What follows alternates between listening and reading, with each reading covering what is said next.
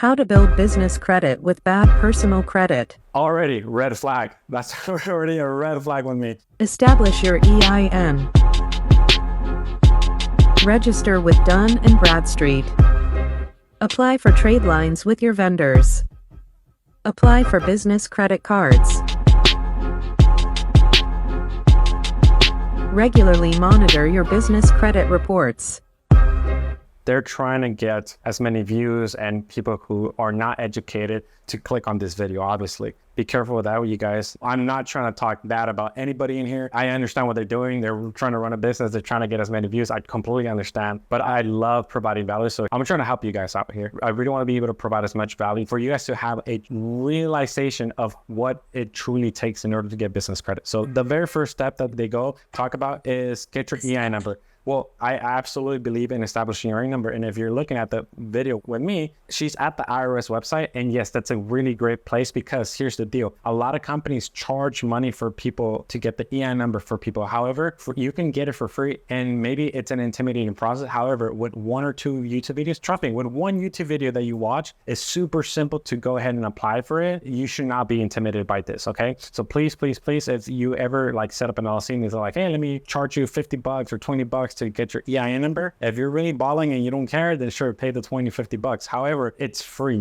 and it's super simple. It takes you 10 minutes to get the EIN number, even less, to be honest with you, especially for me who have done it 1,000 times. However, if this is the first step and you haven't set up the LLC, this is the wrong thing to do first, okay? You first want to set up the LLC. You never, ever, ever want to set up the EIN number first and then apply for the LLC. The reason why is because when you set up the EIN number, they're going to ask you for a name and the business information already. And so like, if you set up the EIN number first, it's going to be Amazing Credit LLC, right? And then you get the EIN number and then you go to California. Like if, for example, I'm here in California, so I'm going to go to this California Secretary of State and then try to set up my LLC. If Amazing Credit already exists, LLC, right? If that company is already existing, I can't take that. So then I just file an EIN for another company that already exists and I can't use that name. So please, please, please first set up the LLC, then the EIN number. Number two, register with Dun & Bradstreet. So if you have the LLC already set up and then the EIN number, then yes, you can start setting up Dun & Bradstreet number. However, depending on how you want to get business credit, this may or may not really be beneficial for you.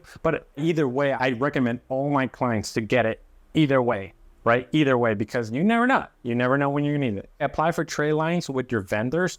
If you don't need vendors, if there's no need for you to apply for Uline, like as the image says here, you don't need anything, don't do it. Like you're just wasting money. There's no point of having an account with them and getting business credit, which is technically just considered store credit. You can only spend it at that store. You really don't need it, okay? You guys don't spend your money on Net30 accounts and all that stuff. You don't need it. Okay, apply for business credit cards. However, the weird thing is that on the screen, it shows images of like NAV and then other institutions. You guys have got to realize that some of these fintechs are cool. They're awesome. They're new.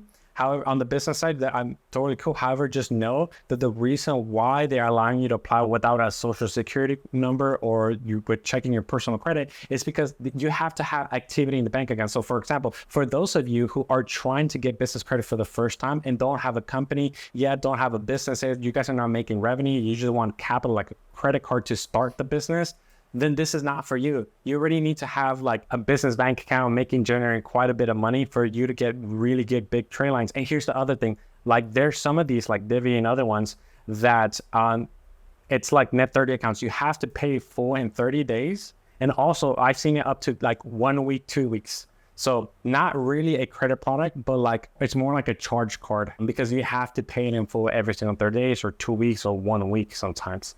So again, it kind of misconceiving like, oh, I can get you $100,000 in business credit, but it's all based on your bank statements and you need to be generating a lot of money and you have to pay back all the money in full in 7 days. So it's like, I really don't need that. Credit cards.